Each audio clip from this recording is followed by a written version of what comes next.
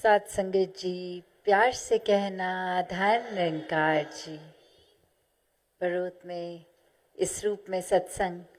और सभी के हृदय में भक्ति भाव, ये निराकार से जुड़कर ये जो असीम एक खुशी, ये आनंद की अवस्था और यही भाव हर एक संत के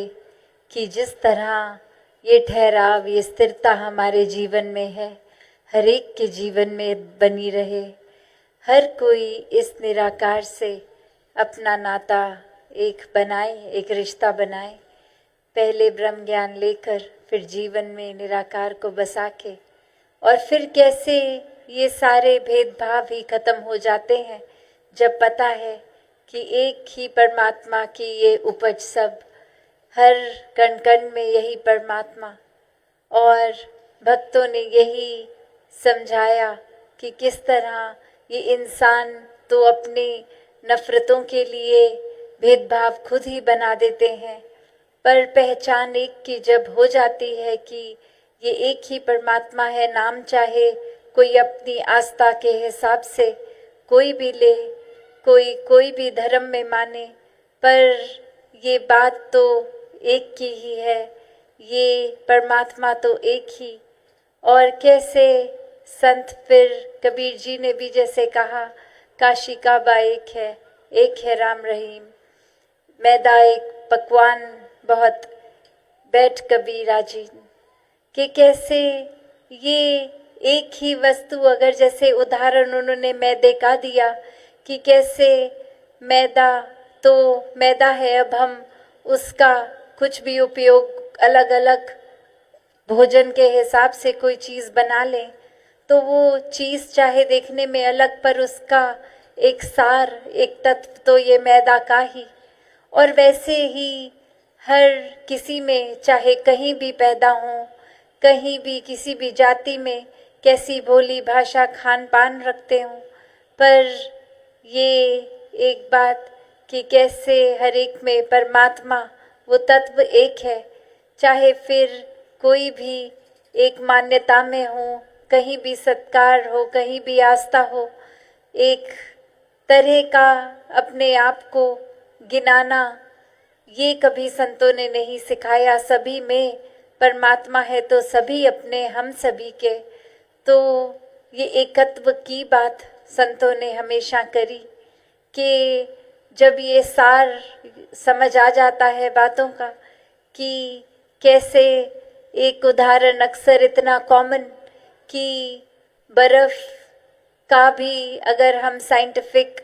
वो देखें या पानी का या भाप का, तो बात तो H2O, ये पानी का ही ये जो एक तरीका है बनने का मॉलिक्यूल्स का, तो ये हाइड्रोजन और ऑक्सीजन की बात है। तो कैसे ये सिर्फ H2O हर पानी का रूप बदल जाए पर वो कॉमन रहे, तो कैसे हर एक के अंदर भी ये निराकार, हर जगह अंदर भी बाहर भी, एक दूसरे में, एक संसार के तो क्या पूरे ब्रह्मांड के कण कण में। और कैसे फिर हर एक ने यहाँ भी जीते जी प्रयास करना है कि जिस तरह एक बराबर रोशनी सूर्य की, पानी की, एक तरह का एक बहाव नदी का रूप हो, झरने का रूप हो, तालाब हो या समुंदर, बात तो वही कि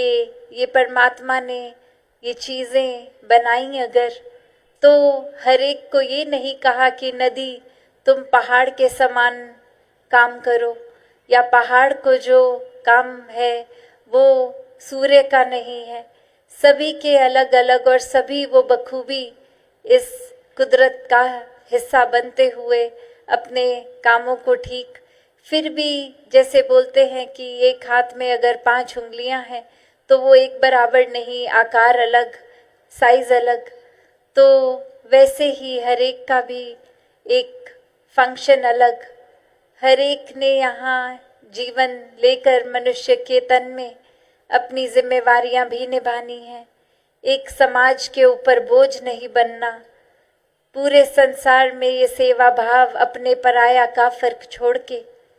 कैसे फिर मनुष्य को ये ना कहा जाए कि मनुर्भव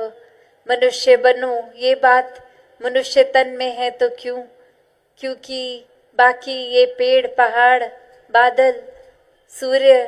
नदियाँ अपना काम वैसा ही कर रही हैं जैसा उनका कैरेक्टर है, जिस तरह जो करने के लिए वो बनी है। और सिर्फ मनुष्य ही है जिसको एक चाहे तन मनुष्य का है फिर भी मनुष्य बनने की बात कही जाती है। तो बात यही कि ये मनुष्य तन जहाँ इतना अनमोल भी कहा गया है, और वो अनमोल इसलिए क्योंकि जीते जी ही इस परमात्मा की प्राप्ति हो सकती है, एक भक्तिमय जीवन जिया जा सकता है। वहीं चुनाव अगर दूसरी तरफ हो तो एक ही मनुष्य तन में रहता इंसान वो एक फरिश्ता भी कहलाया जा सकता है, और वो एक जानवर से बदतर भी कहलाया जा सकता है, शैतान भी कहलाया जा सकता है। तो बात वही कि अगर तन वही तत्व वही, तो ये अलग अलग दो एक्सट्रीम चीज़ें क्यों? ये इतना दूर की बात कि कोई अगर एक तरफ तो दूसरा छोर दूसरी तरफ बात हो रही है इस मनुष्य तन के अंदर इंसान जो बस रहे हैं। तो बात वही कि कैसे ये अपने ऊपर है जीवन के कि एक सोती अवस्था में रहना है या जागरूक होना है। क्या ये जागे हुए हैं हम एक स्पिरिचुअलिटी के रास्ते पर हैं, आध्यात्मिकता एक है अंदर, या फिर एक परमात्मा का सिर्फ नाम लेना ही काफ़ी समझ रहे हैं कि बस नाम ले लिया तो पहचान है, नहीं है, उससे कोई मतलब नहीं है, बस नाम लेके ही गुजारा कर रहे हैं। तो फिर तो बात वही, तो नाम सिर्फ परमात्मा का लेने से वो एक जीवन में सफल नहीं होना है। हर धर्म ग्रंथ यही समझा रहा है कि परमात्मा को जानकर ही एक जीवन में बसा के प्रेम का रिश्ता बना के ही भक्ति की जाती है। तभी प्रेमा भक्ति पे भी इतना एक फोकस रहा है भक्तों का कि ये भक्ति किसी चतुर चालाकी से नहीं, एक अपने फायदे के लिए नहीं, एक कोई भय में नहीं, सिर्फ और सिर्फ प्यार में की जाए, तो ऐसा संत हमेशा समझाते हैं। और प्यार किससे किया जाता है? जिसको हम जानते हैं उसको, उससे तो किया जाता है, जिसका सिर्फ अगर हम उदाहरण नाम ले लें कि ऐसा व्यक्ति है, उससे आप प्यार करते हैं तो अगला बोलेगा उसको तो हम प्यार, एक चलो मनुष्य हैं तो हर एक से प्यार करते हैं, वो बात अलग है, पर एक पर्सनल लेवल पे एक पर्सनलाइज्ड रिश्ता तो हमारा उनसे है नहीं। जब तक जानकारी नहीं होगी उनकी, उनको देख नहीं लेंगे, मिल नहीं लेंगे,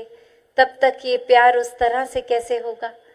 तो बात वही, जब तक परिचय नहीं तब तक प्यार नहीं। तो ऐसा प्यार सिर्फ परिचय के बाद ही प्रेमा भक्ति का रूप लेता है, जब ये निराकार सिर्फ कोई किताबी बातें ही परमात्मा की ना रह जाएं, पर वाक्य ही ये अंग संग दिखे, तभी जीवन में ये ब्रह्म ज्ञान का महत्व, कि ये चाहे किसी भी युग की बात हो, पर एक मनुष्य जीवन का सफल होना ब्रह्म ज्ञान द्वारा ही होता है। कि कैसे अपनी असली पहचान, कि ये शरीर तक सीमित हम इंसान नहीं, ये तो शरीर पहले भी और तरह के एक योनियों में रहा, पर अब अगर मनुष्य का तन मिला है तो ये एक समय है जब परमात्मा को जान सकते हैं, एकमिक हो के जीवन जिया जा सकता है, जीते जी मुक्ति प्राप्त हो सकती है, और जीवन के बाद भी फिर मुक्ति। तो सिर्फ ज्ञान लेने की बात नहीं, ज्ञान पे चलने की भी बात है, कि पहला स्टेप वो जिज्ञासा आनी मन में कि एक परमात्मा की एक तलाश, ये अपने लिए सोचना कि क्या हम सिर्फ एक तन ही हैं या और कुछ, और कैसे वो आत्मा जो तन खत्म होने के बाद भी एक अस्तित्व, तो उसका मिलन ये परमात्मा से जो ये अंश रूप, तो ये होना ज़रूरी। तो ये ब्रह्म ज्ञान द्वारा जीते जी ही ये मुक्ति इस रूप में भी। तो कैसे एक मानवीय गुणों से जीवन युक्त किया जा सकता है, एक हर समय प्रेम में चूर होके जीवन जिया जा सकता है,